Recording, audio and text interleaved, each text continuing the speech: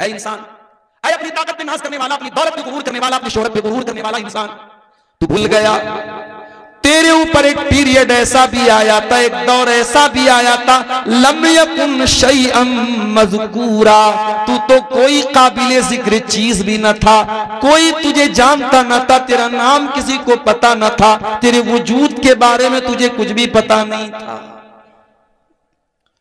फिर अल्लाह ताला ने एक हकीर पानी के कतरे से तुझे पैदा किया, रहमे मादर में अलग अलग पोजीशन में 9 महीने तक तू रहा। फिर तेरी पैदाइश का टाइम आया, तू दुनिया में रोते हुए आया, तेरा बाप हंस रहा था, तेरे घर वाले हंस रहे थे, लेकिन तू रोता हुआ चिल्लाता हुआ दुनिया में आया तो तू रो रहा था, सब हंस रहे थे। और एक दिन ऐसा भी आएगा जब तू चुपचाप दुनिया से चला जाएगा और तेरे जाने पर तेरे घर वाले रोते रह जाएंगे। रोता हुआ इंसान आता है और रुलाता हुआ दुनिया में छोड़ के सबको चला जाता है। इंसान की जिंदगी बस रोने और रुलाने के दरमियान है मेरे प्यारे साथी। इंसान इस दुनिया में आया, 50 साल की जिंदगी उसको अल्लाह ताला ने दी, 60 साल की जिंदगी उसको अल्लाह ताला ने दी, जवानी का दौर उसने देखा, बुढ़ापे का दौर उसने पाया, ताकत भी उसको मिली, दौलत भी उसको मिली। सवाल ये पैदा होता है, ये जिंदगी अल्लाह ताला ने क्यों दी है? इस जिंदगी का मकसद क्या है? इस जिंदगी का उद्देश्य क्या है? इस जीवन का उद्देश्य क्या है? इस जिंदगी का पर्पस और मकसद क्या है? कुरान का 29वां पारा उठाओ, अल्लाह ताला हमारी पैदाइश का मकसद बयान करता है। फरमाया अल्लज़ी खलक़ल मौत वल हयात लियब्लुवकुम अय्युकुम अहसनु अमला। मेरे बंदो, हमने जीवन और मृत्यु का जो सिस्टम बनाया है, हमने तुमको जो पैदा किया है, हमने मौत को बनाया, हमने जिंदगी को बनाया। क्यों बनाया? लियब्लुवकुम, हम तुम्हारा इम्तिहान लेना चाहते हैं, हम तुम्हारी परीक्षा लेना चाहते हैं, हम तुम्हें जांचना चाहते हैं कि कौन अच्छा अमल करने वाला है, कौन अल्लाह को राजी करने वाला अमल करता है, कौन ऐसा अमल करता है जो अल्लाह की नजर में अच्छा है, दुनिया की नजर में अच्छा है कि नहीं। अल्लाह क्या ये मैटर नहीं करता। दुनिया की नजर में आप कैसे हैं, अल्लाह के यहां ये मैटर नहीं करता। अल्लाह की नजर में आप कैसे, आपने वो अमल किया कि नहीं किया जो अल्लाह को पसंद आने वाला है। अल्लाह ताला हम सबको इम्तिहान के तौर पर इस दुनिया में पैदा कर रहा है। हमारी दुनिया की जिंदगी एक इम्तिहान की जिंदगी है मेरे भाइयों, और जिस तरीके से दुनिया के हर इम्तिहान को एक दिन खत्म हो जाना है। एक टाइम है, बच्चा स्कूल इम्तिहान देने गया, स्टूडेंट कॉलेज में एग्जाम देने गया, 2 घंटे का एग्जाम था, 3 घंटे का एग्जाम था, 2 घंटे पूरे हो गए, एग्जामिनर ने कॉपी छीन ली। भाई तेरे एग्जाम का टाइम खत्म हो गया, तू और नहीं लिख सकता है। बच्चे से कॉपी छीन ली गई, तेरी परीक्षा की अवधि समाप्त हो गई, तेरे इम्तिहान का टाइम खत्म हो गया, अब इसके आगे तुम कुछ नहीं कर सकते। मेरे प्यारे साथियों, हमारे भी इम्तिहान का एक टाइम है, और वो टाइम कब है हम नहीं जानते, वो टाइम कब आ जाए हम नहीं जानते। हो सकता है कि आज की रात हम आराम से बिस्तर पे सोने जाएं और सुबह को हम उठ भी ना पाएं। हो सकता है कि कल की सुबह का सूरज भी देखना हमको नसीब ना हो। हम तो ऐसा इम्तिहान दे रहे हैं। दुनिया में इम्तिहान देने वाले को पता है मुझे 2 घंटा इम्तिहान देना है, 3 घंटा इम्तिहान देना। हम तो ऐसा इम्तिहान दे रहे हैं, हमें ये तो पता है कि खत्म होना है, कब खत्म होना है ये नहीं पता। इन्नल्लाह इंदहु इल्मुस्साअह व युनज़्ज़िलुल गैथ व यअलमु मा फिल अरहाम व मा तदरी नफ्सुम माज़ा तक्सिबु गदा व मा तदरी नफ्सुम बिअय्यि अर्दिन तमूत। ये 5 चीजें हैं, इसको अल्लाह ताला गैब की कुंजी बोलता है, गैब की चाबी है। जिस तरीके से दुनिया के खजाने की चाबी खजाने के मालिक के पास होती है, ये 5 चीजें गैब से ताल्लुक रखती हैं, और इसकी चाबी किसके पास है? अल्लाह के पास है। कयामत कब आएगी अल्लाह को मालूम है, बारिश कब होगी, कितनी होगी, कहां होगी, अल्लाह को मालूम है।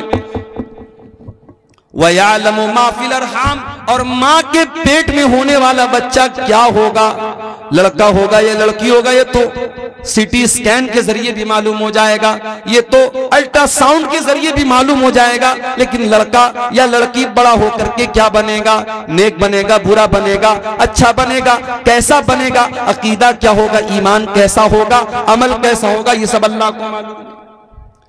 और फरमाया कि कल क्या करने वाले हो किसी को नहीं मालूम। वमा तदरी नफ्सुम माज़ा तक्सिबु गदा, कोई नहीं जानता कि कल उसके साथ क्या होने वाला है। बनारस में एक लड़का अपनी मां के साथ बाइक पर जा रहा है, मां पीछे बैग लेकर के बैठी हुई है। बनारस की एक बहुत मशहूर रोड पर से उसका गुजर होता है। नौजवान लड़के तो वैसे भी गाड़ी बहुत स्पीड में चलाते हैं, लड़का स्पीड में गाड़ी चला रहा है, पीछे मां बैग लेकर के बैठी हुई है। अचानक उसका बैग उसके बगल की, उसके साइड की एक बाइक से टकरा जाता है, गाड़ी डिसबैलेंस हो जाती है, लड़का गाड़ी से गिर जाता है, डिवाइडर में उसका सर जा करके लड़ जाता है। घर से चला था मां को ड्रॉप करने और स्पीड में गाड़ी चला रहा था, उसका सर डिवाइडर से टकरा जाता है। 12-13 दिन गुजर गए, आज अभी तक लड़का हॉस्पिटल में कोमा की हालत में है, मौत और जिंदगी से जूझ रहा है। वमा तदरी नफ्सुम माज़ा तक्सिबु गदा, कोई नहीं जानता कि कल उसके साथ क्या होने वाला है। सामान 100 बरस का है, पल की खबर नहीं। इंसान 100 साल आगे की प्लानिंग करके चल रहा है, लेकिन कल क्या होने वाला है इंसान उस बात की गारंटी नहीं दे सकता। और फरमाया पांचवी चीज, वमा तदरी नफ्सुम बिअय्यि अर्दिन तमूत, कोई नहीं जानता कि वो कहां मरेगा, कब मरेगा छोड़ दो, कैसे मरेगा छोड़ दो, कहां मरेगा। बाबुआन का रहने वाला, बसमतिया का रहने वाला, नेपाल बॉर्डर का रहने वाला इस बात की गारंटी नहीं दे सकता कि मैं अपने गांव में, अपने इलाके में, अपने घर में मरूंगा। अल्लामा एहसान इलाही ज़हीर, लाहौर में बम धमाके में हमला होता है, उन जख्मी हो जाते हैं, जलसे के दौरान बम धमाका होता है, कई उलमा मौके पर शहीद हो जाते हैं। अल्लामा एहसान इलाही ज़हीर, जिनको सऊदी अरब की हुकूमत भी बहुत उनकी इज्जत करती थी, वहां की हुकूमत ने ऑफर किया उनकी बॉडी को, उनके शरीर को उनको रियाज के हॉस्पिटल में ले जाकर के एडमिट कराया गया, सऊदी अरब की राजधानी रियाज। वहां इलाज के दौरान अल्लामा एहसान इलाही ज़हीर बच न पाए, इंतकाल हो गया, शहीद हो गए। वो इंतकाल लाहौर में हुआ, पाकिस्तान में हमला लाहौर में हुआ, इंतकाल रियाज में हुआ, और फिर जनाजा मदीना लेके आया गया और मस्जिद नबवी में जनाजे की नमाज पढ़ाई गई और बकी के कब्रिस्तान में दफन किया गया। वमा तदरी नफ्सुम बिअय्यि अर्ज़िन तमूत, कोई नहीं जानता कहां मरेगा, कब्र की मिट्टी नसीब होगी कि नहीं होगी, घर वाले उसकी मिट्टी दे पाएंगे कि नहीं दे पाएंगे, इस बात की भी कोई गारंटी नहीं है। मेरे भाइयों, हम और आप तो वो इम्तिहान दे रहे हैं, हमें तो ये भी पता नहीं इम्तिहान की कॉपी कब छीन ली जाए। ऐ इंसान, तू कितना नादान है, तू दुनिया में इम्तिहान देने के लिए आया है और तुझे ये भी पता है कि वो इम्तिहान हो सकता है कल खत्म हो जाए, हो सकता है परसों खत्म हो जाए, तुझे ये भी नहीं मालूम कि तेरा इम्तिहान कब खत्म हो जाएगा और कब तेरा हिसाब शुरू हो जाएगा। ऐ इंसान, फिर भी तू गफलत में पड़ा हुआ है, तुझे अपने इम्तिहान की कोई टेंशन नहीं है। इक़्तरब लिन्नासि हिसाबुहुम व हुम फी गफलतिन मुअरिदून। ऐ इंसानों, तुम कितने नादान हो, तुम्हारे हिसाब का टाइम करीब आ चुका है, फिर भी तुम गफलत में पड़े हुए हो। इसीलिए हमारे नबी फरमाते हैं, जाया करो कभी कभी कब्रिस्तान, ज़ूरुल क़ुबूर, ऐ मेरी उम्मत के लोगों कब्रिस्तान जाया करो, फ़इन्नहा तुज़क्किरुकुमुल आखिरा, कब्रिस्तान जाओगे, मरे हुए लोगों की कब्रों को देखोगे, जब मुर्दा लोगों के घरों को, उनकी कब्रों को देखोगे, तुम्हें आखिरत की याद आएगी, तुम्हें अपना अंजाम याद आएगा। बिल्डिंगों में रहते हुए शायद मौत ना याद आए, बाल बच्चों के साथ हंसते खेलते हुए शायद तुम्हें मौत याद ना आए, दुनिया के पैसे गिनते हुए शायद तुम्हें मौत न याद आए, बैंक बैलेंस को चेक करते हुए शायद तुम्हें मौत याद ना आए, फेसबुक की रील्स देखते हुए शायद तुम्हें मौत याद ना आए, दुनिया की रंगीनियों में खो करके शायद तुम्हें मौत याद ना आए, लेकिन जब तुम कब्रिस्तान जाओगे तुम देखोगे कल का करोड़पति भी उसी मिट्टी के अंदर लेटा हुआ है, कल का अरबपति भी उसी मिट्टी के अंदर लेटा हुआ है। बहुत बड़ा आलिम दीन था, बहुत बड़ी बड़ी तकरीरें करता था, आज वो भी इसी मिट्टी के नीचे दफन हो चुका है। बड़ा नाम कमाया करता था, बड़ी शोहरत थी, बड़ी इज्जत थी, आज वो भी इसी मिट्टी की चादर ओढ़ के सोया है। फ़इन्नहा तुज़क्किरुकुमुल आखिरा, जब तुम कब्रिस्तान को देखोगे, जब तुम कब्रों को देखोगे तो तुम्हें मौत की याद आएगी। मौत को याद किया करो। मौत हमारी औकात हमें याद दिलाती है, मौत हमारी हैसियत हमें याद दिलाती है। इंसान को जब ये लगने लगे इस दुनिया में मैं सबसे ज्यादा सुप्रीम हूं, मेरे ऊपर कोई ताकत नहीं, कोई पावर नहीं है, मैं सबसे बड़ा पावरफुल हूं, मौत आकर के बता देती है कि इंसान तू किस खेत की मूली है। बहुत बड़ा बादशाह था फिरौन, बहुत बड़ा बादशाह था फिरौन, इतना बड़ा बादशाह था कि अल्लाह ताला का मजाक उड़ाता था। मूसा अलैहिस्सलाम से कहता था कि ऐ मूसा तू क्या मुझसे बात करेगा, ऐ मूसा तू क्या मुझसे बात करेगा, अरे तेरी जुबान में तो लुकनत है, तेरी जुबान में लड़खड़ाहट है, ऐ मूसा तू मुझसे बात करने के लायक नहीं है। मूसा का मजाक उड़ाया, अल्लाह के नबी का मजाक उड़ाया, उसने तो अल्लाह का भी मजाक उड़ाया।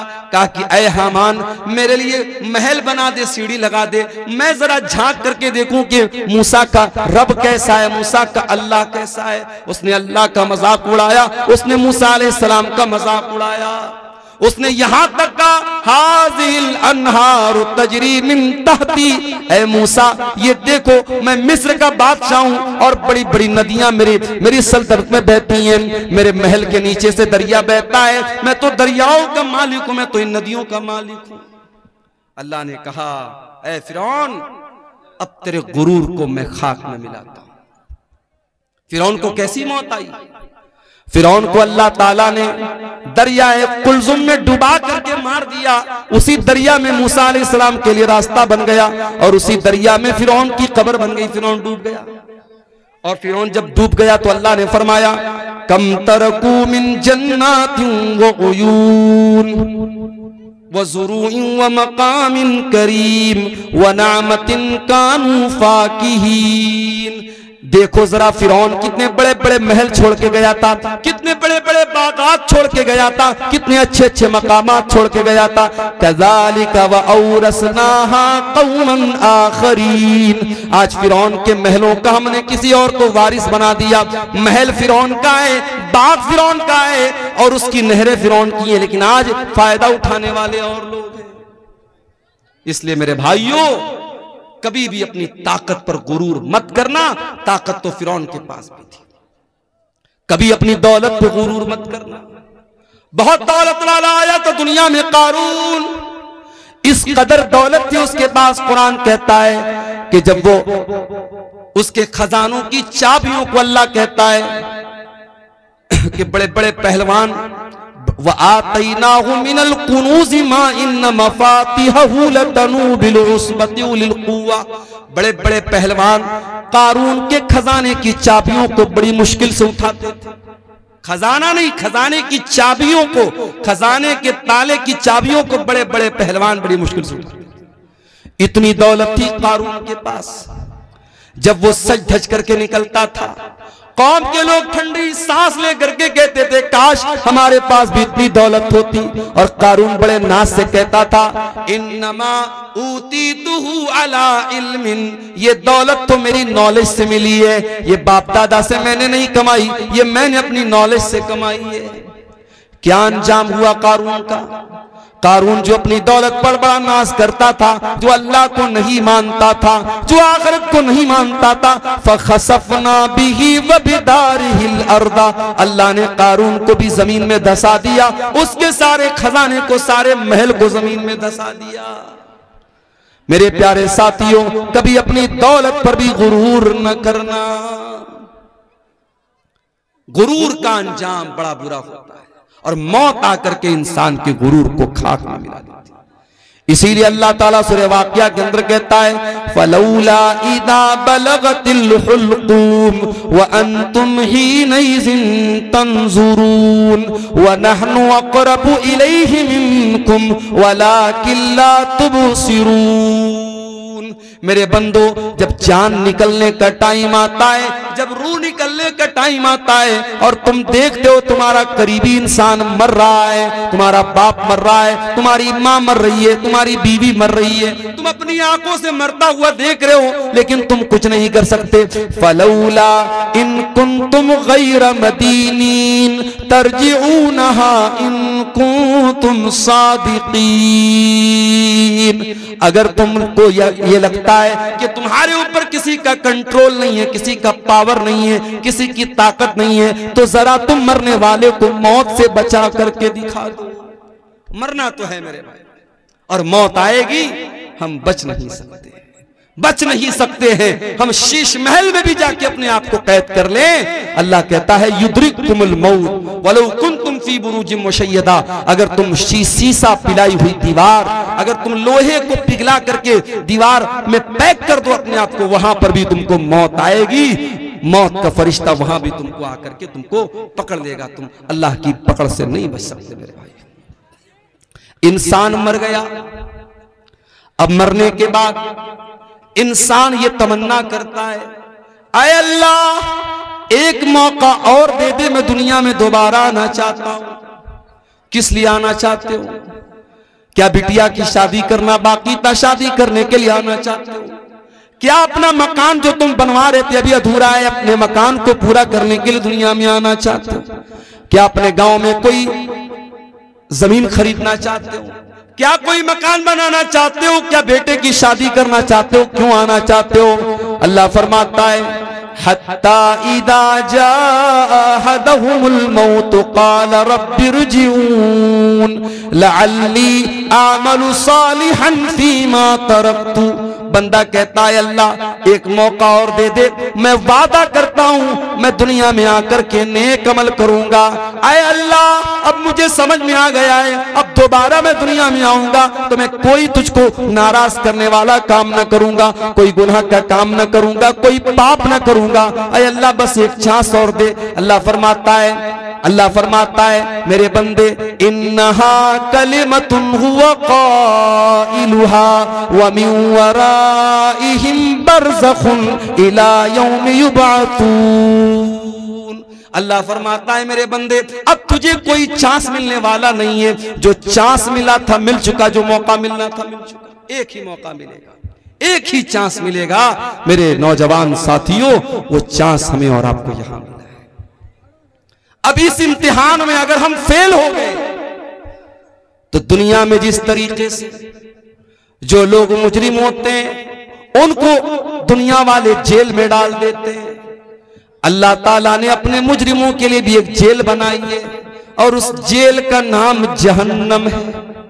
और जहन्नम कितनी खतरनाक जेल है, कितनी खतरनाक कैद खाना है, कितना खतरनाक कैद खाना है और कितनी खतरनाक जगह है। आओ जरा कुरान में इसका नक्शा देखते हैं। अल्लाह कुरान के 30वें पारे में फरमाता है इन्न जहन्नम कानत मिरसादा लित्तागीन माबा लाबितीन फीहा अहकाबा। ये जहन्नम घात में बैठी है, ये जहन्नम प्रतीक्षा कर रही है, ये जहन्नम इंतजार कर रही है। ये जहन्नम इंतजार कर रही है किसका? अल्लाह के मुजरिमों का, अल्लाह के बागियों का, अल्लाह के कानून को तोड़ने वालों का। अल्लाह के कानून को तोड़ने वालों का ठिकाना है ये जहन्नम। लाबिसीन फीहा अहकाबा। और कोई ये न सोचे मैं तो शिर्क नहीं कर रहा हूं, मैं नमाज नहीं पढ़ रहा हूं तो क्या हो गया, मैं शराब पी रहा हूं तो क्या हो गया, मैं हराम खा रहा हूं तो क्या हो गया, मैं कोई शिर्क थोड़ी कर रहा हूं। अरे मैं जहन्नम में जाऊंगा तो कुछ दिन जाने के बाद मैं जन्नत में चला जाऊंगा। अगर इस गलत फहमी में हो मेरे प्यारे साथियों तो याद रखो जहन्नम के अजाब की जो सजा है वो एक पल भी बर्दाश्त करने के काबिल न होगी। और अल्लाह तो कह रहा है लाबिसीन फीहा अहकाबा। जहन्नम में कितने अरसे तक इंसान पड़ा रहेगा, अल्लाह का मुजरिम पड़ा रहेगा नहीं मालूम, बहुत लंबे टाइम तक जहन्नम में पड़ा रहेगा। दुनिया में जब टेम्परेचर हाई होता है, इंसान को दो चीजों की जरूरत पड़ती है। राजस्थान में एक जगह है बाड़मेर, पूरे भारत में सबसे ज्यादा गर्मी वहीं पड़ती है। आप जाएंगे वहां नहीं रह पाएंगे, आप वो गर्मी बर्दाश्त नहीं कर पाएंगे। जिस तरीके से लेह और लद्दाख में जीरो के नीचे पारा हो जाता है सर्दी के मौसम में, और पूरे मकान और घरों में बर्फ जम जाता है, उस तापमान में और उस टेम्परेचर में हम और आप बहुत मुश्किल से रह सकते हैं, वैसे बाड़मेर की गर्मी में हम नहीं रह सकते। अभी हमारे इंडिया में 47 डिग्री की गर्मी सबसे ज्यादा मानी जाती है। अभी साइंटिस्ट लोगों का कहना है कि अगर ये गर्मी 50 तक पहुंच गई तो हालात बर्दाश्त के बाहर हो जाएंगे। और मैं एक बात अपनी तकरीरों में भी कहता हूं कि पानी की कदर किया करो मेरे भाई। ये जो पानी हम लोग बहाते हैं, फजूल बहाते हैं, सरकारी पानी आ रहा है, नल खोल दिया बह रहा है, एक बाल्टी पानी में नहा सकते हैं, 4-4 बाल्टी पानी में नहा रहे हैं। एक कपड़े को एक बाल्टी में धो सकते हैं, 10-10 बाल्टी बर्बाद कर रहे हैं। पानी को बर्बाद न करो मेरे भाइयों। अफ्रीका की राजधानी है केप टाउन। केप टाउन के अंदर जितना ग्राउंड के अंदर पानी है, सब पानी खत्म हो चुका है। साउथ अफ्रीका की राजधानी है केप टाउन, वहां पानी खत्म हो चुका है ग्राउंड पर। और साइंटिस्ट का कहना है कि अगर भारत में पानी की बर्बादी नहीं रुकी तो 2040 तक भारत के बड़े बड़े शहरों में, दिल्ली, मुंबई, चेन्नई, बेंगलोर में ग्राउंड के अंदर, जमीन के अंदर का पानी खत्म हो जाएगा। पानी बहुत बड़ी नेमत है, पानी का इस्तेमाल बहुत एहतियात के साथ किया। हमारे नबी की सुन्नत भी है, हमारे नबी सल्लल्लाहु अलैहि वसल्लम बहुत कम पानी में वजू कर लेते थे और बहुत कम पानी में गुस्ल कर लेते थे। हमारे यहाँ तो माशाअल्लाह नल का इंतजाम है, टोटी का इंतजाम है, खोल लिया तो लोग बेदर्दी से पानी बहा रहे हैं। मेरे प्यारे साथियों, पानी की कदर करो, पानी बहुत बड़ी नेमत है। जब गर्मी बढ़ती है तो पानी की जरूरत पड़ती है, गर्मी बढ़ती है तो ठंडक की जरूरत पड़ती है। अल्लाह फरमाता है ला यदूकून फीहा बरदन वला शराबा, जहन्नम के अंदर ना तो जहन्नमियों को ठंडक मिलेगी ना पानी मिलेगा। प्यास लगेगी, पानी चाहिए, पानी भी नहीं है। गर्मी लगेगी, ठंडक चाहिए, ठंडक भी नहीं मिलेगी। इल्ला हमीमन व गस्साका, उनको मिलेगा तो खौलता हुआ गर्म पानी मिलेगा, उनको मिलेगा तो पीपो मवाद मिलेगा, उनको मिलेगी तो गलीज किस्म की चीजें मिलेंगी जो ना खा सकते हैं ना पी सकते हैं। अल्लाह, ये जहन्नमियों का हाल होगा। ला यदूकून फीहा बरदन वला शराबा इल्ला हमीमन व गस्साका जज़ाअन विफाका। अल्लाह फरमाता है, ऐ मेरे बंदो, हम जहन्नमियों के साथ कोई जुल्म नहीं करेंगे, कोई अत्याचार उनके साथ न होगा। ये उनके करतूतों का फल होगा, ये उनके करतूतों की सजा होगी। हम तो इंसाफ करेंगे। जानते हो, दुनिया में सबसे खतरनाक तराजू जो होता है वो ज्वेलर का तराजू होता है, सोनार का तराजू होता है। हो सकता है चंदे में कुछ औरतों ने अपने जेवरात भी दिए हों। औरतें जो नाक में नथिया पहनती हैं, आप सोनार क्या जाएंगे, सोनार अपने तराजू पर नाक की नथिया को रख के बता देगा इसका वजन क्या है। औरतें कान में बाली पहनती, बड़ी हल्की होती है, उस बाली को सोनार अपने तराजू पे रखेगा, उसका वजन सामने आ जाएगा। ये दुनिया के तराजू का हाल है। अल्लाह ताला कयामत के दिन भी एक तराजू रखेगा, और वो तराजू कैसा होगा?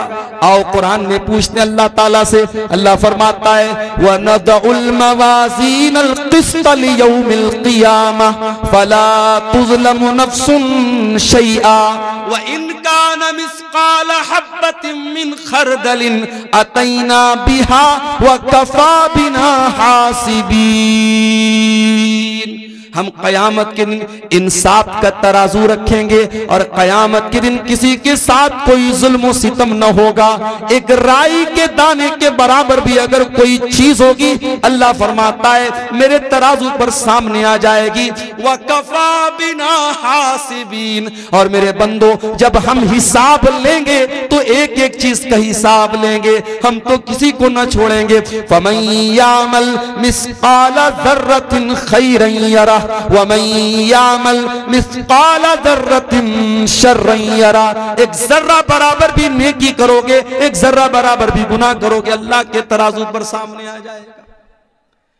इसीलिए जब अल्लाह ताला ने कुरान में कहा कि जिसका नाम अमाल हम दाहिने हाथ में देंगे उसका आसान हिसाब लेंगे, तो अम्मा आयशा ने पूछा था अल्लाह के नबी आसान हिसाब कैसे लिया जाएगा? तो अल्लाह के नबी ने फरमाया आसान हिसाब का मतलब यह है इन्नमा ज़ालिकल अर्ज़ु, कि अल्लाह ताला के सामने बंदे का अमल पेश किया जाएगा और अल्लाह ताला बस देख करके नजरअंदाज कर देगा, ये आसान हिसाब है। वमन नूकिशा हलका, और जिसके नाम अमाल की जांच पड़ताल होगी, जिसके एक एक अमल को चेक किया जाएगा, जिसको चेक किया जाएगा किसने क्या क्या किया है, वो तो हलाक हो जाएगा, बर्बाद हो जाएगा।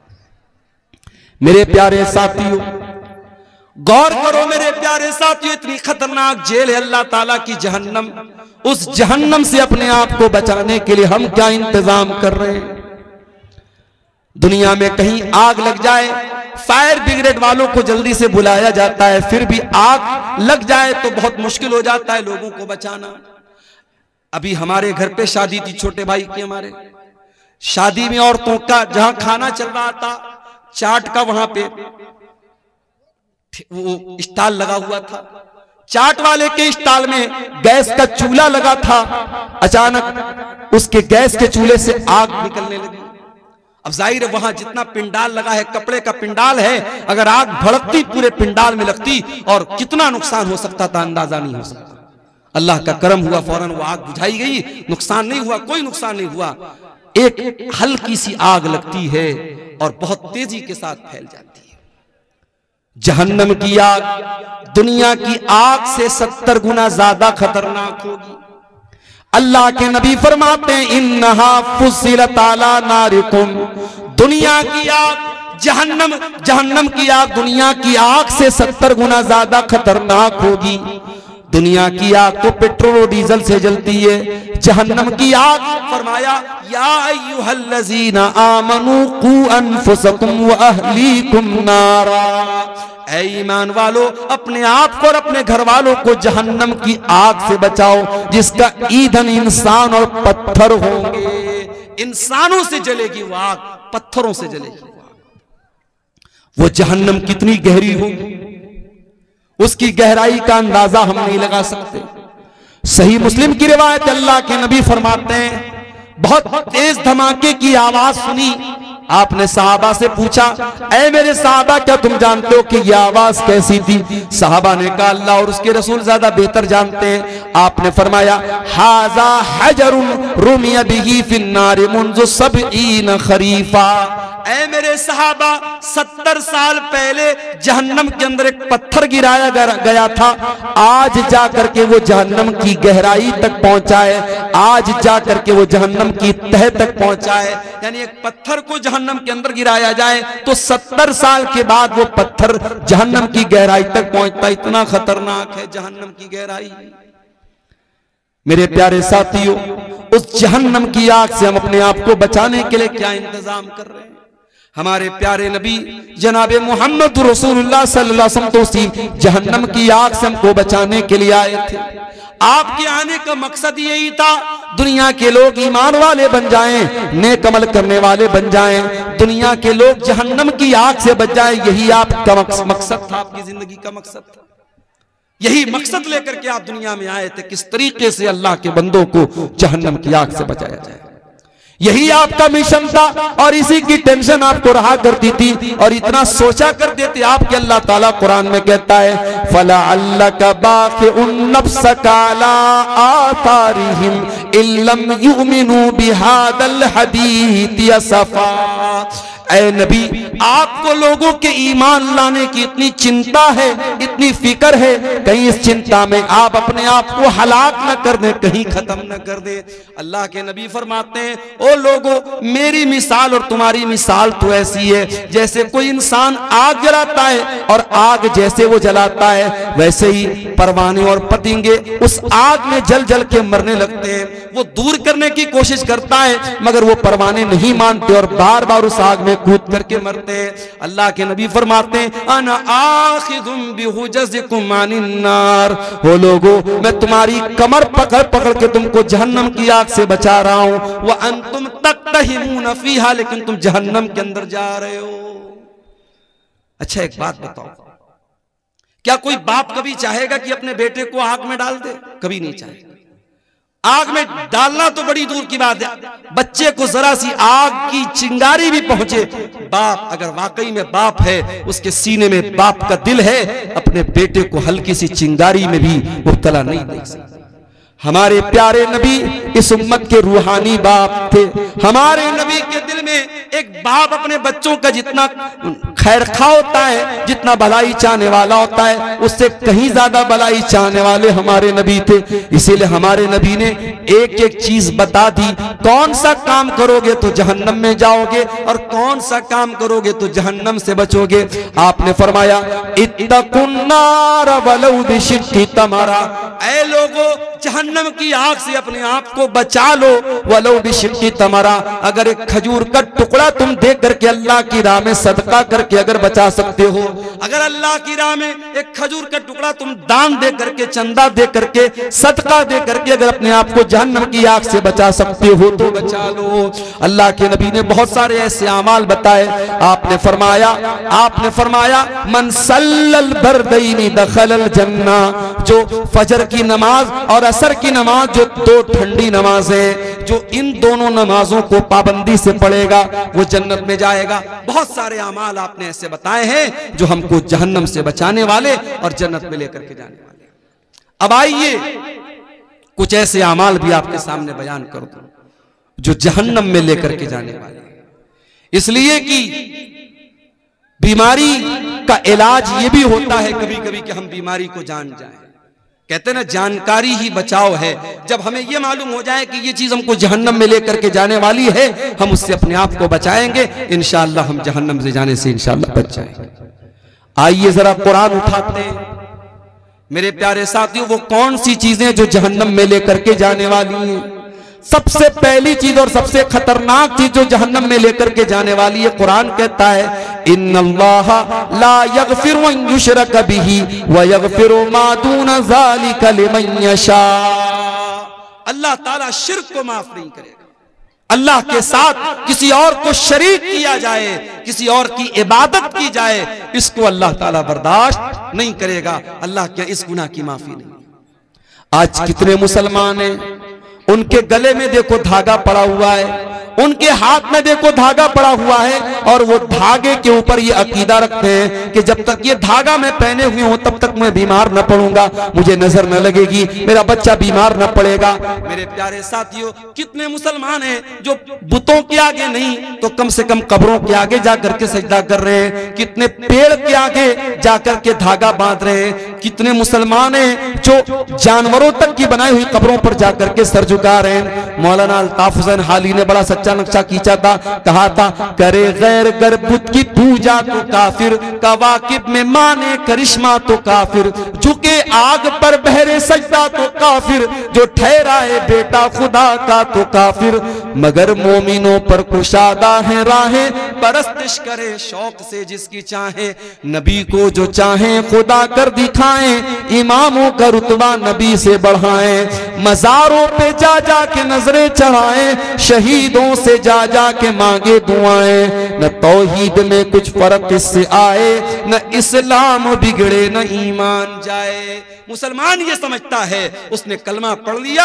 अब वो शिर्क नहीं कर सकता, वो शिर्क प्रूफ हो गया, उससे शिर्क नहीं हो सकता। सिर्फ कलमा पढ़ लेने से शिर्क नहीं, शिर्क से आप नहीं बच सकते जब तक कलमा के ऊपर आप अमल न करेंगे और कलमा के तकाज़े को आप नहीं समझेंगे। मेरे प्यारे साथियों, शिर्क से अपने आप को बचाओ, शिर्क करने वाला जहन्नम की आग में हमेशा हमेशा चलेगा। इन्नहु मन युशरिक बिल्लाहि फक़द हर्रमल्लाहु अलैहिल जन्नह व मअवाहुन नार व मा लिज़्ज़ालिमीन मिन अंसार। जो शिर्क करेगा वो हमेशा जहन्नम में रहेगा, उसका कोई मददगार नहीं। और आगे बढ़िए, शिर्क तो नहीं करता है इंसान, कुफ्र करता है, कुफ्र का मतलब क्या होता है? जितनी चीजों पर ईमान लाना अनिवार्य है, जरूरी है, उसमें से किसी चीज का इनकार कर देना। अब ये भी नोट कर लो कि 6 चीजों पर ईमान लाना जरूरी है। अल्लाह पर, उसके फरिश्तों पर, उसकी किताबों पर, उसके रसूलों पर, कयामत के दिन पर और तकदीर पर। ये 6 चीजें हैं जो ईमान के अरकान है, जो पिलर्स ऑफ ईमान है। इन 6 में से किसी का भी इनकार कर दे, कोई फरिश्तों को ना माने, कोई अल्लाह की किताबों को ना माने, कोई कयामत को ना माने, कोई तकदीर को ना माने, इन 6 चीजों का इनकार करने वाला काफिर है, काफिर। और अल्लाह फरमाता है वमन यकफुर बिल ईमान फक़द हबिता अमलुहु व हुवा फिल आखिरति मिनल खासिरीन। कि ईमान लाने के बाद अगर कोई कुफ्र करेगा, कोई कलमा पढ़ने के बाद इन चीजों में से किसी चीज का इनकार करेगा, तो वो बर्बाद हो जाएगा दुनिया में भी और आखिरत में।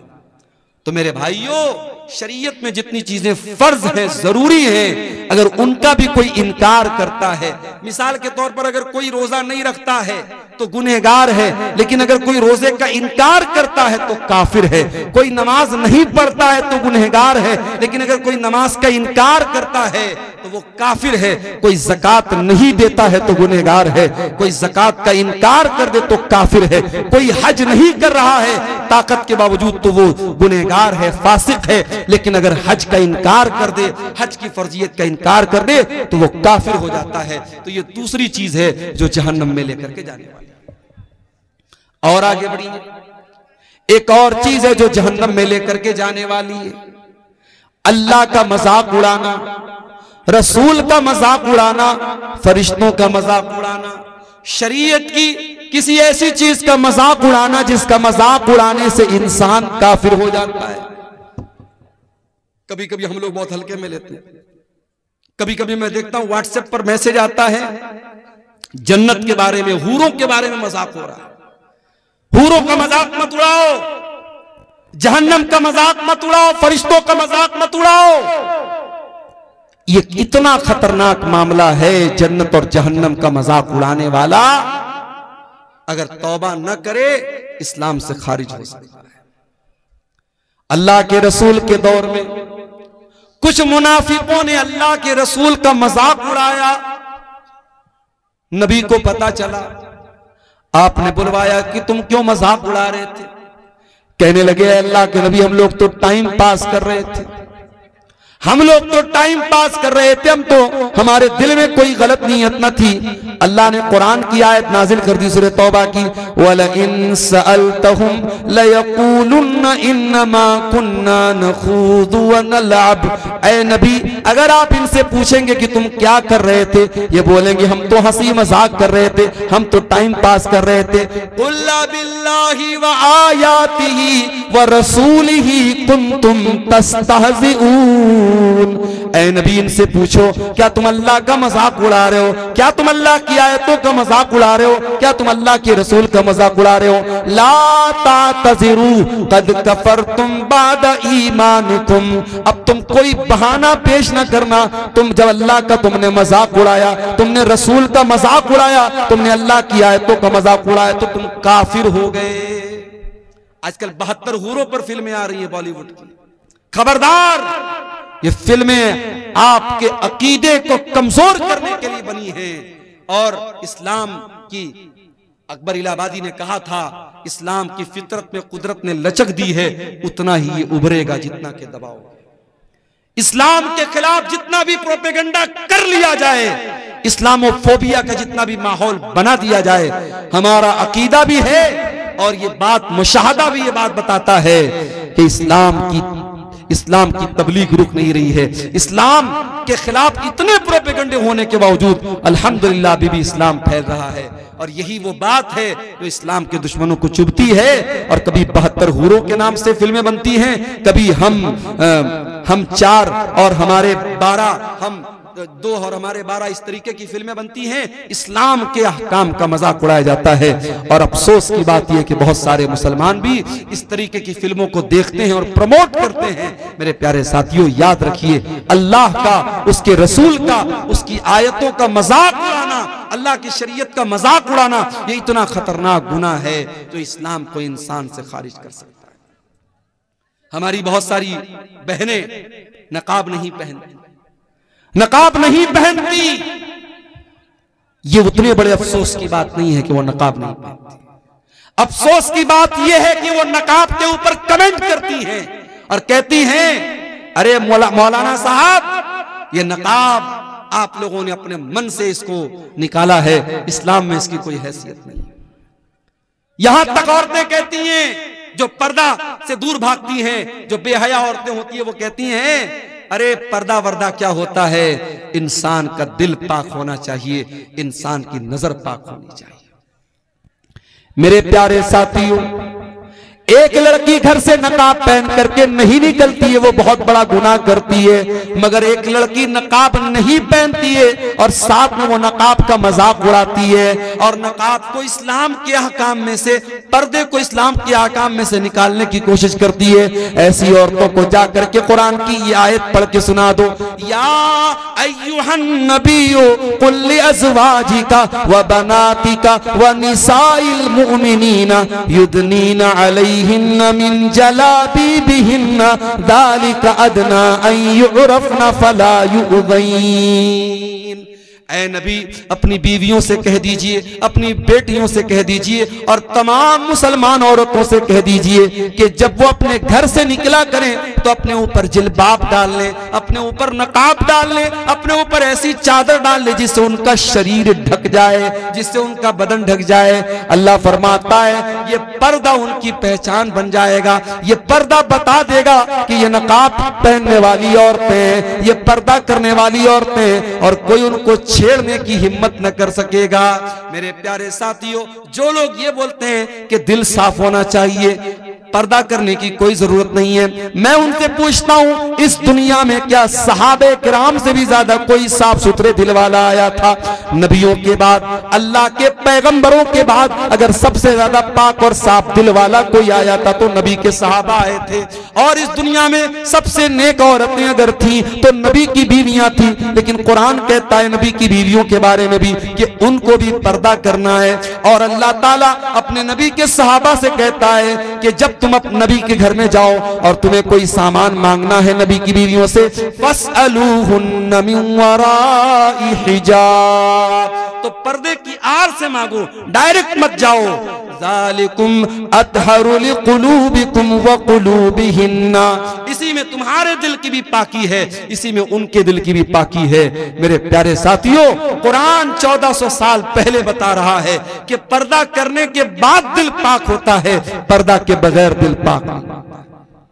एक बात और बोल दूं, लड़की जवान हो गई, अब चाहे टीचर सामने हो, चाहे चाचा हो, चाहे कोई भी, चाचा का नाम तो मैंने ऐसे ले लिया, टीचर हो, कोई भी ऐसा रिश्तेदार हो जो गैर महरम, अगर गैर महरम है तो जवान लड़की को उससे पर्दा करना है। वहां यह नहीं चलेगा कि साहब मेरे गांव के हैं।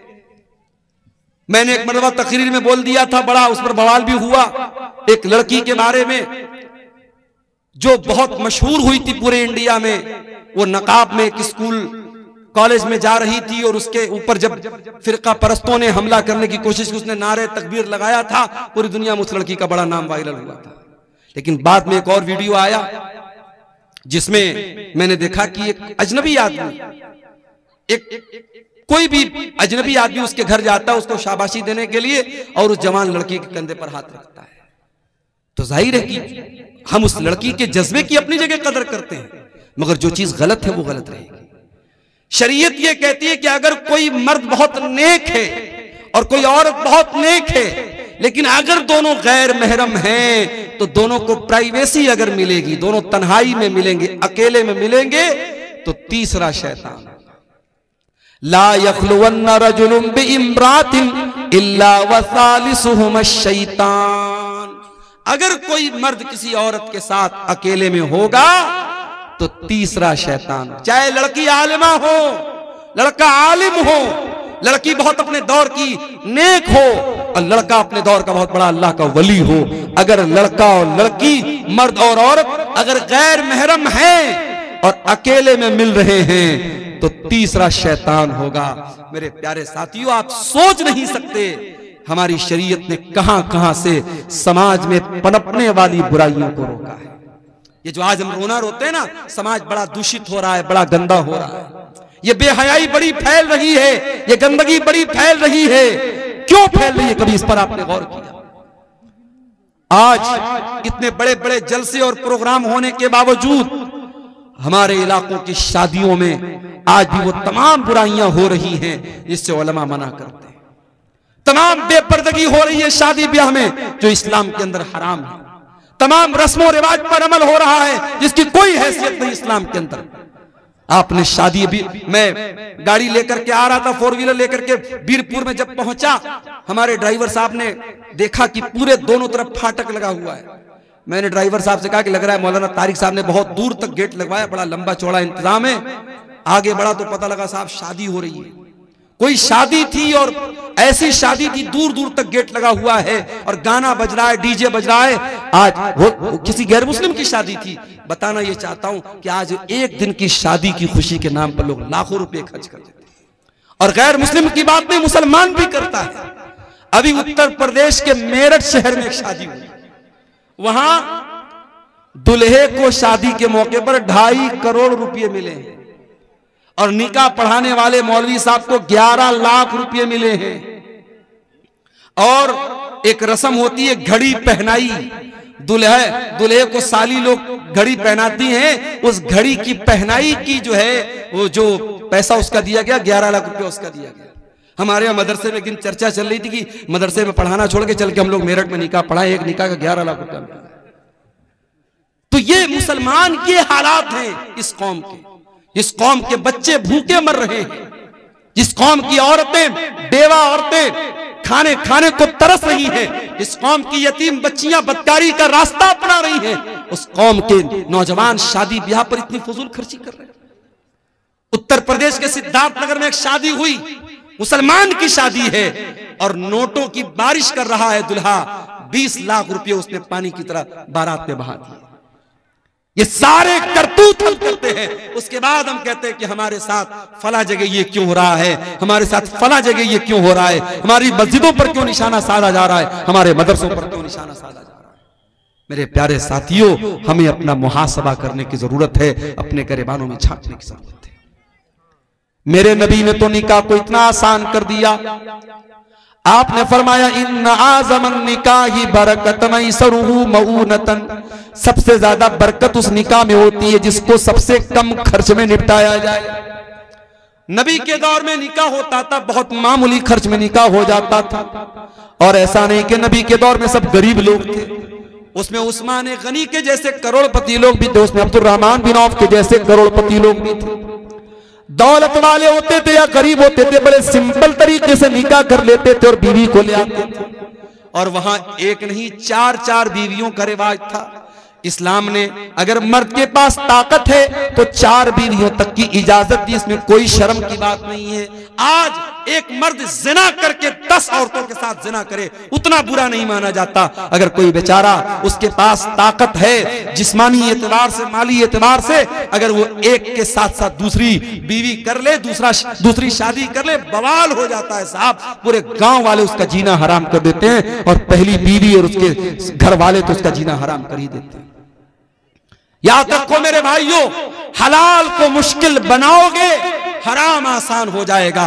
और आज हराम आसान हो चुका है और हमारी और आपकी सोच से बहुत ऊपर जा चुका है। जिनाकारी और बदकारी मुस्लिम समाज में इतनी आम होती चली जा रही है। मेरे पास आए दिन फोन आता है और ऐसे ऐसे मसले पूछे जाते हैं, अल्लाह की पनाह शर्म आती है। मौलवी साहब, लड़के ने लड़की के साथ गलत काम कर लिया, फिर लोगों ने शादी करा दी, शादी के 3 महीने के बाद बच्चा हो गया, अब क्या किया जाए, क्या दोबारा निकाह करना पड़ेगा? ये वो मसले हैं, उनका जवाब क्या देना है वो एक अलग मसला है, लेकिन मुसलमानों की सोसाइटी में इस तरीके के मसले पैदा हो, ये सोचने की बात है मेरे प्यारे साथियों, ये अफसोस करने की बात है, ये अफसोस करने का मकाम है। हलाल को मुश्किल बनाओगे, हराम आसान हो जाएगा। शादियों को आसान करो। नौजवानों, तुमसे भी कहता हूं, अपने बाप से जाके कह दो, अपनी मां से जाके कह दो, मेरी शादी सुन्नत के मुताबिक करो, आसान तरीके से करो। अपने ससुर के ऊपर बोझ न बनो, अपने होने वाले ससुर के ऊपर बोझ न बनो, किसी तरीके के जहेज के चक्कर में न पड़ो। आसान और सिंपल लाइफ गुजारो, इज्जत और खुददारी के साथ। ससुराल से मिलने वाले बेड से बेहतर है चटाई पर लेट करके जिंदगी गुजार दो। ससुराल से मिलने वाले फ्रिज का ठंडा पानी पीने से बेहतर है कि घड़े का ठंडा पानी पी के गुजारा करो।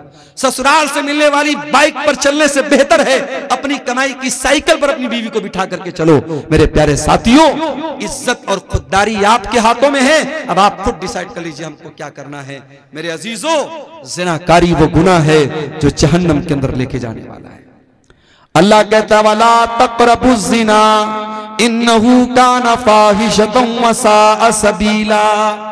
ऐ मेरे बंदो, तुम ज़िना के करीब भी ना जाना, ये बड़ा ही गंदा काम है, बहुत बुरा रास्ता है। अल्लाह के नबी की आदत थी, फजर की नमाज पढ़ने के बाद आप सहाबा की तरफ अपना चेहरा कर लेते थे और आप सहाबा से पूछते थे क्या तुमने कोई ख्वाब देखा है। सहाबे किराम अपना ख्वाब बयान करते थे, अल्लाह के प्यारे नबी अपना ख्वाब बयान करते थे। एक दिन अल्लाह के नबी ने अपना ख्वाब बयान किया। उस ख्वाब में अल्लाह ताला ने अपने नबी को जहन्नम के अजाब के बहुत सारे मनाजिर दिखाए थे। बहुत लंबी हदीस है, मैं पूरी हदीस आपके सामने नहीं पढ़ना चाहता हूँ, उसका एक टुकड़ा आपके सामने पढ़ना चाहता हूँ कि अल्लाह के नबी ने उस ख्वाब में देखा कि आपका गुजर एक ऐसी जगह से हुआ जो तंदूर के जैसी जगह थी। तंदूर जिसमें रोटी बनाई जाती है, तंदूर के जैसी कोई जगह थी। अल्लाह के नबी फरमाते जब मैंने झांक करके देखा, उस तंदूर के अंदर से आवाजें आ रही थी, चिल्लाने की आवाजें। मैंने जब झांक करके देखा तो उसमें बहुत सारे मर्द औरत उल्टे लटके हुए थे और सबके सब बरहना थे, सबके सब नंगे थे। उसके बदन पर कोई कपड़ा न था, मर्द भी नंगे औरतें भी नंगे, वो उल्टे लटके हुए थे और जहन्नम की आग आती थी और उनकी शर्मगाहों में दाखिल हो रही थी। अल्लाह के नबी ने पूछा कि जब वो जहन्नम की आग आती थी और उनकी शर्मगाहों में दाखिल होती थी, वो चिल्लाने लगते थे, वो चीखने लगते थे। अल्लाह के नबी ने पूछा कि ये कौन लोग हैं जो उनके इतना दर्दनाक अजाब हो रहा है। जवाब मिला हाउलाई ज़ुनात व ज़वानी, ऐ अल्लाह के नबी ये ज़िनाकार मर्द हैं और ज़िनाकार औरतें हैं। मेरे भाइयों, इस समाज से इस बुराई को मिटाना है तो ये दो काम करना हमको बहुत जरूरी है। पहला काम, अपने घर में हमें माहौल पर्दा वाला और शर्म हया वाला बनाना पड़ेगा। अपने घर में महरम गैर महरम का फर्क करना पड़ेगा। आपकी लड़की जवान हो गई, अब कोई भी आता है गांव का और अगर आपकी बेटी बेपर्दा उसके सामने आ जा रही है तो इस पर आपको पाबंदी लगाना पड़ेगा। मैं जानता हूं जिस माहौल में ये चीजें आम हो जाती हैं वहां बचना बहुत मुश्किल हो जाता है, मगर मैं ये भी जानता हूं कि साउथ अफ्रीका का क्रिकेटर हाशिम अमला अगर उस मुल्क में जहां हर तरफ नंगी औरतें घूमती हों, अगर उस मुल्क में उसकी बीवी सर से पैर तक नकाब में चल सकती है तो आपके इलाके में अगर ये पर्दे का माहौल न हो, लेकिन अगर आप चाहेंगे, अगर बाप चाहेगा, अगर माँ चाहेगी तो उसकी बेटी इस माहौल पर भी इंशाअल्लाह अमल करेगी। मेरे पास ऐसे भी केस आते हैं मेरे भाई, ऐसी बच्चियों के फोन आते हैं जो कहती हैं कि हम ऐसे घरों में शादी करना चाहते हैं जहां हमें इस्लामी पर्दे पर अमल करने दिया जाए, जहां देवर और जेठ से पर्दे का माहौल हो, जहां बेपर्दगी ना हो, बेहयाई ना हो, हम ऐसे घर में शादी करना चाहते हैं। आज के इस दौर में ऐसी भी मुसलमान लड़कियां हैं। ये पहला काम आपको करना पड़ेगा, अपने घर के माहौल को इस्लामी माहौल बनाना पड़ेगा। और दूसरा काम क्या करना पड़ेगा, निकाह को आसान करना पड़ेगा। जब तक आप ये काम नहीं करेंगे मेरे प्यारे साथियों, ज़िनाकारी और बदकारी को नहीं रोक सकते। जहन्नम में लेकर के जाने वाला एक और अमल है सूद खाना, ब्याज खाना। अल्लाह के नबी ने लानत की है बाकायदा, लानल्लाहु आकिल रिबा व मुकिलहु व कातिबहु व शाहिदैहि। सूद खाने वाला, सूद खिलाने वाला, सूद की गवाही देने वाला, सूद को लिखने वाला, सब पर अल्लाह की लानत हो। और कुरान कहता है फ़इल्लम तफ़अलू फ़अज़नू बिहर्बिन मिनल्लाहि व रसूलिही। अगर सूद खाने वाला अगर सूद खाने से बाज नहीं आता है, अगर ब्याज खाने वाला अगर ब्याज खाने से बाज नहीं आता है, तो कुरान कहता है अल्लाह से और उसके रसूल से जंग करने के लिए तैयार हो जाओ। आज कौन ब्याज नहीं खा रहा है? किसका सेविंग अकाउंट नहीं है? सबका सेविंग अकाउंट है, और सबके अकाउंट में, किसी के अकाउंट में 10 रुपया, किसी के अकाउंट में 100 रुपया, किसी के अकाउंट में 1 लाख रुपया, जिसकी जितनी कैपिटल है उस हिसाब से ब्याज आ रहा है। और ये तो वो ब्याज है जो सेविंग अकाउंट में मिलती है। कितने मुसलमान तो बाकायदा FD कराते हैं, बैंक में 1 लाख रुपया जमा कर दिया, 1 लाख पर 1,06,000 रुपया हर साल ब्याज बैंक दे रहा है। कितने बड़े बड़े पैसे वाले मुसलमान इसी ब्याज के जरिए पैसा कमा रहे हैं। माफ करना मेरे भाई, इतना बड़ा गुनाह है ये ब्याज। अल्लाह के नबी ने फरमाया कि अपनी सगी मां के साथ जिना करने से भी बड़ा गुनाह है। आपने फरमाया कि जिना के 70 सूद के 70 से ज्यादा दर्जे हैं, उसमें सबसे हल्का दर्जा यह है अय्यन की हर रजुल उम्महू, के अपनी मां के साथ इंसान जिना करे। मेरे प्यारे साथियों, सूद और ब्याज से अपने आप को बचाओ। अपने भाइयों से कहना चाहता हूं, ऐसी कंपनियों में पैसा न लगाओ, ऐसे बिजनेस में पैसा न लगाओ जो फ्रॉड है, जो जुआ है, जो सूद है। बहुत सारी कंपनियां आजकल चली हैं, कोई क्रिप्टो करेंसी के नाम से, कोई फला मेटा ओजोन के नाम से, कोई फला कंपनी के नाम से, कोई ड्रीम 11 के नाम से। ये नौजवानों आपके पैसे को बर्बाद करने के लिए और आपको जुए और सूद की लानत में गिरफ्तार करने के लिए सारी कंपनियां आई। हलाल तरीके से पैसा कमाओ, बहुत सारे पैसा कमाने के तरीके। तो ये सूद और ब्याज भी मेरे भाइयों जहन्नम में लेकर के जाने वाला अमल है। अब 2-4 बातें और बयान करूंगा और जाते जाते एक अपील करके जाऊंगा। आप जानते हैं हमारे शेख तारिक साहब का ये इदारा चल रहा है और अल्हम्दुलिल्लाह 600-650 यहाँ बच्चे तालीम हासिल कर रहे हैं। इस इदारे के लिए ये जलसा हुआ है, आप इसका ताउन करते हुए यहाँ से जाएंगे। आखिरी 2-4 बातें और सुन लीजिए, फिर हम बात खत्म करेंगे। रात के तकरीबन 2 बज रहे हैं। आप जहन्नम में लेकर के जाने वाले अमल की बात कर रहा हूं मेरे अजीजों। जहन्नम में लेकर के जाने वाला एक और अमल है, और वो अमल है जुल्म करना। अगर जुल्म करोगे, अत्याचार करोगे, तो ये अमल भी जहन्नम में लेकर के जाने वाला है। अल्लाह के नबी फरमाते हैं, सही मुस्लिम की रिवायत है, सिनफान मिन अहलिन नारी लम अरहुमा। मेरी उम्मत के अंदर 2 किस्म के लोग ऐसे हैं जो जहन्नम में जाएंगे, लेकिन मैंने उनको अभी नहीं देखा है। नंबर 1, कौमुन माहुम सियातुन काज़ना बिल बकर यद्रिबून बिहन्नास।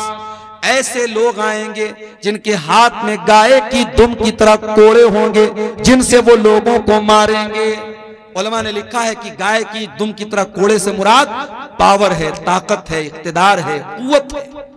आज अगर किसी के पास कोई ताकत है और अपनी ताकत के जरिए वो दूसरों पर जुल्म कर रहा है, बेकसूरों को मार रहा है, 1,41,000 जी माशाअल्लाह, ये 1,41,000 रुपये नेपाली हैं। किसी अल्लाह के बंदे ने इस इदारे में ताउन के तौर पे दिया है। अल्लाह ताला इस भाई के ताउन को कबूल फरमाए, इसके माल में अल्लाह ताला बरकत अता फरमाए।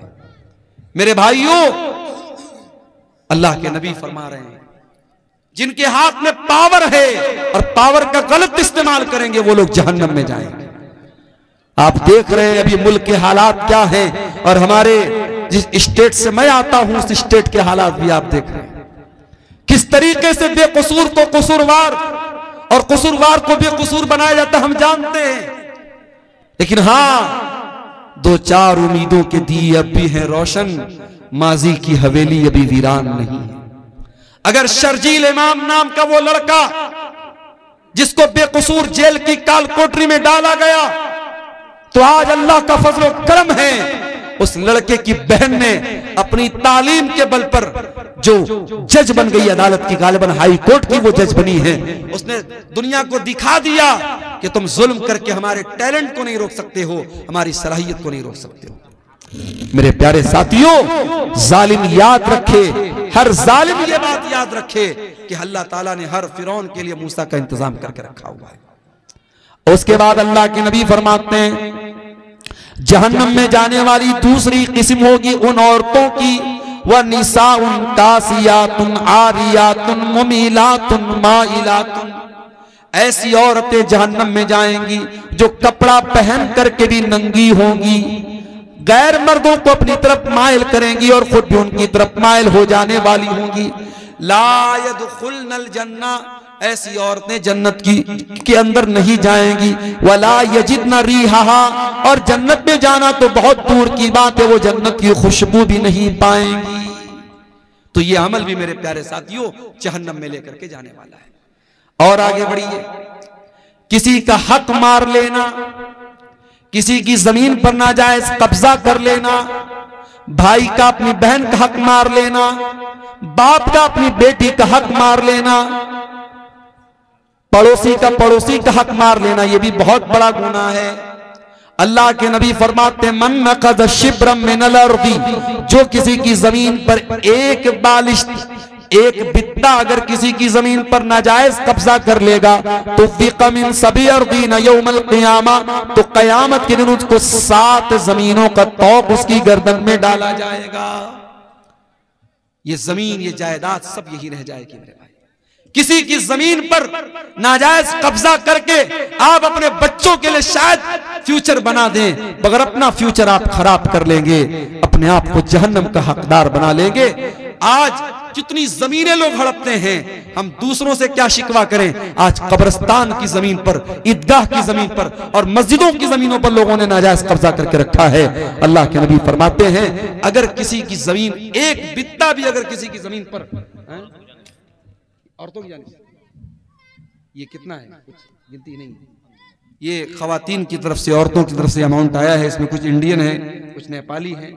अल्लाह ताला इन तमाम हमारी माँ बहनों की इस उनके ताउन को कबूल फरमाए और मजीद उनको अल्लाह की राह में ताउन देने की तौफीक अता फरमाए। शेख फिरोज आलम नदवी साहब ने 50,000 रुपये का ताउन पेश किया है। आप मुदीरुल जामिअतुल इस्लामिया रियाजुल उलूम हैं। अल्लाह ताला शेख मोहतरम के इस अतिया को कबूल फरमाए, इनके माल में, इनके अहल वयाल में बरकत अता फरमाए, और हमारे वो भाई जो अभी तक इस काम में पीछे रहे उनको भी अल्लाह ताला तौफीक दे कि वो आगे बढ़ें और इस कार्य खैर में हिस्सा लें। अल्लाह ताला आप सबके ताउन को कबूल फरमाए। तो मेरे अजीजों, जहन्नम में लेकर के जाने वाला एक अमल, इंसान दूसरे का हक मारता है, ये भी एक बहुत बड़ा अमल है। और आगे बढ़िए, जहन्नम में लेकर के जाने वाला एक और अमल है, उसका ताल्लुक हमारे बदन के एक ऐसे हिस्से से है जो है तो बहुत छोटी सी चीज मगर इतनी खतरनाक है कि बड़ी बड़ी जंगें करा देती है, जिसको हम जबान कहते हैं।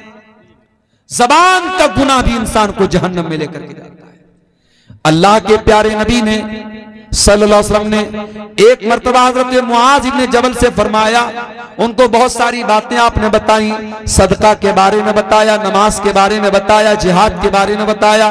फिर आपने फरमाया कि ऐ मुआज, क्या मैं इन तमाम बातों का खुलासा तुमको न बता दूं? उन्होंने कहा क्यों नहीं है अल्लाह के रसूल, जरूर बता दीजिए। आपने अपनी जबान की तरफ इशारा करके फरमाया अम्लिका लैका लिसानक, ऐ मुआज अपनी जबान को कंट्रोल कर लो, ये सारी चीजों का खुलासा है। हजरत मुआज इब्ने जबल ने कहा ऐ अल्लाह के रसूल, व इन्ना लमुआखज़ून बिमा नतकल्लमु बिही, ऐ अल्लाह के नबी, क्या अपनी जबान से जो हम बोलते हैं क्या उस पर भी अल्लाह ताला हमारी पकड़ करेगा? आपने फरमाया ऐ मुआज, मैं तो तुमको बहुत समझदार आदमी समझता था। ऐ मुआज, तेरी माँ तुमको गुम कर दे। वहल युकब्बुन नासु अला मनाखिरिहिम इल्ला हसाइद अलसिनतिहिम, कयामत के दिन लोग अपनी नाक के बल घसीट करके जहन्नम में जाएंगे इसी अपनी जबान की करतूतों से। ये गाली इसी जबान से बकी जाती है, किसी की इज्जत इसी जबान से उतारी जाती है। ये कसीमुद्दीन साहब हैं कोई, इन्होंने 9,500 रुपये का गिरा कद्र ताउन इस इदारे के लिए दिया है। अल्लाह ताला इनके ताउन को कबूल फरमाए। ये किसी और भाई ने भी 500 रुपया दिया है। अल्लाह ताला इन तमाम चंदा देने वालों के चंदे को कबूल फरमाए, इनकी नेकी को अल्लाह कबूल करे, इनके माल में बरकत अता फरमाए। मेरे अजीजों, जहन्नम में लेकर के जाने वाली बहुत बड़ी चीज जबान से किए जाने वाले गुनाह है। गीबत, चुगली, किसी की इज्जत उतारना, किसी को जलील करना, ये सारे काम इसी जबान से किए जाते हैं। खबरदार अपनी जबान को संभाल करके रखो मेरे प्यारे साथियों। कहते हैं मन समता नजा, जो खामोश रहा वो बच गया।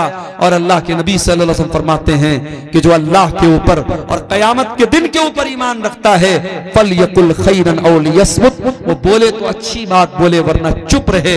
मेरी प्यारी माँ और बहनों, आप सभी कहना चाहूंगा, अपनी जबान पर काबू रखिए। जबान से किए जाने वाले गुनाह भी औरतों को जहन्नम में लेकर के जाएंगे। मर्दों को तो लेके जाएंगे ही जाएंगे, औरतों के ज्यादा जहन्नम में जाने की वजह उनकी जबान होगी। और आगे बढ़िए, एक और गुनाह है जो जहन्नम में लेकर के जाता है। हर जुमा के खुतबे में हम सुनते हैं, वकुल्लु मुहदसतिन बिदा वकुल्लु बिदातिन ज़लाला वकुल्लु ज़लालतिन फिन्नार। ये एक और भाई ने 100 रुपए का ताउन दिया है, अल्लाह ताला इसको भी कबूल फरमाए। दीन के अंदर हर नया काम बिदात है और हर बिदात गुमराही है और हर गुमराही जहन्नम में लेके जाती है। मैं कभी कभी अपनी तकरीरों में ये बात कहता हूं कि देखो, बिदाती अपनी बिदत से तौबा करे, इसकी पॉसिबिलिटी बहुत कम होती है। चोर तौबा कर सकता है, जानी तौबा कर सकता है, कातिल तौबा कर सकता है। क्यों? कातिल को पता है मैं गलत काम कर रहा हूं, जानी को पता है मैं गुनाह का काम कर रहा हूं, चोर को पता है मैं चोरी करके गुनाह का काम कर रहा हूं। मगर बिदाती, बिदत करने वाला अपने आप को नेक समझ करके और अपनी बिदत को नेकी समझ के करता है, इसलिए उसका तौबा करना बहुत मुश्किल होता है। इसीलिए मेरे प्यारे साथियों, बिदअती के तौबा करने की उम्मीद बहुत कम होती है, या आप कह सकते हैं कि बिदअती से तौबा की तौफीक छीन ली जाती है। इसीलिए उलमा कहते हैं कि जहां कोई बिदअत पैदा होती है वहां कोई सुन्नत खत्म हो जाती है। हमारे यहाँ बहुत सारी मस्जिदों में फर्ज नमाज के बाद इज्तिमाई दुआ होती है। जैसे ही सलाम फेरा, इमाम साहब ने हाथ उठा के दुआ करना शुरू किया और सारे मुक्तदी भी इज्तिमाई तौर पे दुआ करते हैं। जाहिर है कि ये अमल बिदात है। इनफरादी तौर पर तो इंसान दुआ कर सकता है, मगर इज्तिमाई तौर पर सारे लोग मिलकर के दुआ करें, ये साबित नहीं है, ये बिदात है। और इसका नुकसान क्या होता है कि नमाज के बाद के जो अज़कार हैं वो लोग नहीं पढ़ते और ऐसे ही उठ के चले जाते हैं। तो मेरे साथियों, बिदअत से अपने दामन को हमें बचाना है। बिदअती कयामत के दिन अल्लाह के प्यारे नबी के हाथों से कौसर का जाम भी उसको नसीब नहीं होगा। ये मजीद 1000 रुपए का ताउन एक भाई ने और पेश किया है, अल्लाह इसको भी कबूल फरमाए। अभी हमारे एक भाई ने पीछे से कहा कि कुछ लोग टाइम के पहले अजान दे देते हैं। टाइम के पहले, चाहे असर की अजान हो चाहे फजर की अजान हो, अगर जो टाइम है बहुत सोच समझ करके जंतरी बनाई गई, टाइमिंग बनाई गई है, इस टाइमिंग से पहले अगर कोई अजान देता है तो ये भी गलत है। इसी तरीके से बात जगहों पर देखा गया कि कब्रिस्तान में मुर्दे को दफनाने के बाद वहां खड़े होकर अजान दे रहे। भाई ये क्या है? कहते साहब हम अजान दे करके शैतान को भगा रहे हैं यहां से, ताकि हमारा जो मुर्दा है उससे सवाल और जवाब में आसानी हो जाए। माफ कीजिए, मुर्दे की आसानी के लिए दुआ करने का हुक्म है, अजान देने का हुक्म नहीं है। इसलिए मेरे अजीजों, आप बिदअत के हर तरीके से अपने आप को बचाइए। एक भाई पूछ रहे हैं कि रियाकारी से बचने का क्या तरीका है? रियाकारी से बचने का एक तरीका तो यह है कि आप जब भी कोई नेकी करें, इस एहसास के साथ और इस फीलिंग के साथ करें कि किसी को पता न चले, चुपके से नेकी करो। वो कहावत है ना, नेकी कर दरिया में डाल। ये एक आदत डाल लें। दूसरी बात है कि अपनी नेकी के बारे में बयान न करें लोगों से। और फिर तीसरी चीज ये है कि अगर आप रियाकारी से बचना चाहते हैं तो जिंदगी में कुछ अमल ऐसा करके जाइए जो बिल्कुल सीक्रेट हो, आपको पता हो, अल्लाह को पता। अल्लाह ताला ने कुरान करीम में अपने नेक बंदों के बारे में फरमाया, वयुतीमून अत्ताम अला हुब्बिही मिस्कीनन व यतीमन व असीरा। मेरे नेक बंदे मिस्कीनों को, यतीमों को, कैदियों को खाना खिलाते हैं और कहते हैं इन्नमा नुतइमुकुम लिवजहिल्लाह ला नुरीदु मिनकुम जज़ाअन वला शुकूरा, कि हम तुमको अल्लाह ताला को राजी करने के लिए खिला रहे हैं, हमें कोई बदला नहीं चाहिए, कोई शुक्रिया नहीं चाहिए, बस ये होना चाहिए इखलास। अगर ये चीज आपके अंदर है इंशाअल्लाह तो रियाकारी से आप बच जाएंगे। अगर कोई रिश्तेदार या माँ बाप कुरान पढ़ने के लिए बोला तो बच्चा उनको खुश करने के लिए अच्छे से पढ़ते हैं, और सऊदी की आवाज क्या लिखा है, सुरीली आवाज से पढ़ते हैं, तो ये रियाकारी है या नहीं? देखिए, कुरान को ऐसे भी सुरीली आवाज से पढ़ना चाहिए। माँ बाप को दिखाने के लिए आप पढ़ते हैं तो गलत है। कुरान जब भी पढ़ें तो अच्छी आवाज में पढ़ने का हुक्म है। अल्लाह के नबी की हदीस है, मल्लम यतगन्न बिल कुरान फलैसा मिन्ना, कि जो कुरान को गा करके ना पढ़े, गा करके पढ़ने का मतलब कुरान को अच्छी आवाज में, सुरीली आवाज में ना पढ़े, वो हम में से नहीं है। कुरान को अच्छी आवाज में पढ़ना चाहिए, लेकिन बाप के डर से पढ़ रहा है और ऐसे नॉर्मल आवाज में पढ़ रहा है तो ये गलत बात है। अच्छी आवाज में हमेशा पढ़ना चाहिए। अगर कभी बच्चे जो होते हैं, छोटे होते हैं, नासमझ होते हैं, उस्ताद के डर से कभी क्लास में पढ़ दिया तो उतना बड़ा कोई मसला नहीं है, उसको रियाकारी नहीं बोलेंगे।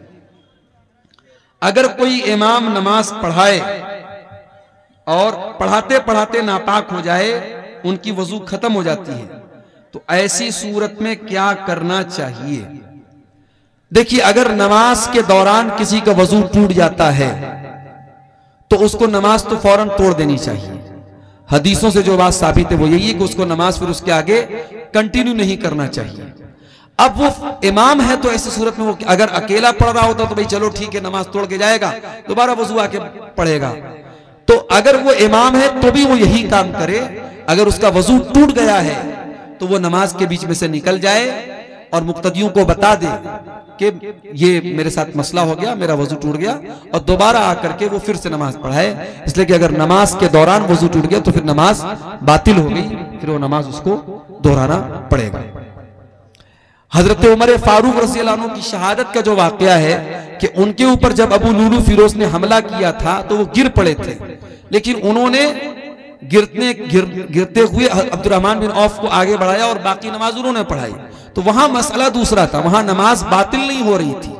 यहां आपने जो सवाल पूछा है कि नमाज वजू टूट जाए, वजू टूट रहा है, तो ऐसी सूरत में फिर नमाज को दोहराना पड़ेगा। किसी और को इमाम बनाने से काम नहीं चलेगा। अगर कोई और इमाम बनेगा तो फिर शुरू से नमाज पढ़ाना पड़ेगा। वल्लाहु आलम बिस्सवाब। तो मेरे भाइयों, ये जहन्नम में लेकर के जाने वाले चंद आमाल आपके सामने मैंने बयान किए हैं, और बातें और भी हैं, लेकिन अब मैं देख रहा हूं काफी ताखिर भी हो गई और काफी लोग हमारे यहां से ठंडी की वजह से, चूंकि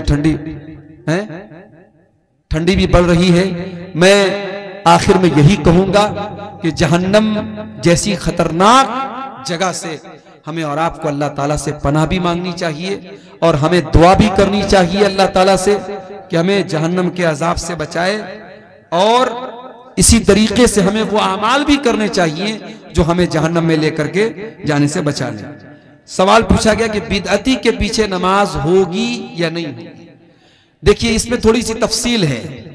अगर कोई बिदअती है और आपको मालूम है कि ये ऐसी बिदअत करता है जो इंसान को इस्लाम से खारिज कर देती है, मिसाल के तौर पर कोई इमाम नमाज पढ़ा रहा है और वो कब्र पे सजदा करता है, गैरुल्लाह से मदद मांगता है, तो जाहिर है कि ये बिदअत तो कुफ्र तक लेके जा रही है, शिर्क तक लेके जा रही है। ऐसे इमाम के पीछे आप नमाज नहीं पढ़ेंगे। लेकिन अगर कोई बिदअती है लेकिन उसकी बिदअत ऐसी बिदअत नहीं है जो कुफ्र तक लेके जाती हो, तो वो बिदअती है, गुनहगार है, लेकिन उसके पीछे आप नमाज पढ़ सकते हैं। लेकिन जानबूझ करके कसदन अच्छे इमाम को छोड़ करके, मुत्तबे सुन्नत इमाम को छोड़ करके ऐसे बिदअती इमाम के पीछे नमाज नहीं पढ़े। जहां मजबूरी की बात हो, आप बाजार में जा रहे हैं, मार्केट में जा रहे हैं और कोई मस्जिद आ गई, तो वहां आप नमाज पढ़ सकते हैं। लेकिन अगर ये कन्फर्म है कि वो बिदअती जो है वो कोई शिरकिया अमल कर रहा है, तो फिर उसके पीछे आप नमाज नहीं पढ़ेंगे। अल्लाह ताला से दुआ है रब्बुल आलमीन हमें नेक अमल और अच्छी समझ की तौफीक अता फरमाए। रब्बुल आलमीन इस इदारे को, जिस इदारे की तरफ से आज का प्रोग्राम हुआ है, शेख तारिक साहब का ये इदारा है, अल्लाह इस इदारे को दिन दुनी रात चौगुनी तरक्की अता फरमाए। जिन भाइयों ने ताउन पेश किया है, अल्लाह उनके ताउन को कबूल फरमाए। जो अभी तक पीछे रह गए हैं, अल्लाह उनको आगे बढ़ करके इस कार्य खैर में हिस्सा लेने की तौफीक अता फरमाए। अल्लाह ताला हम सब की इस हाजिरी को कबूल फरमाए। आमीन व आखिर दावाना अल्हम्दुलिल्लाहि रब्बिल आलमीन। पढ़ तो दिए भाई शुरू में। अरे नहीं बस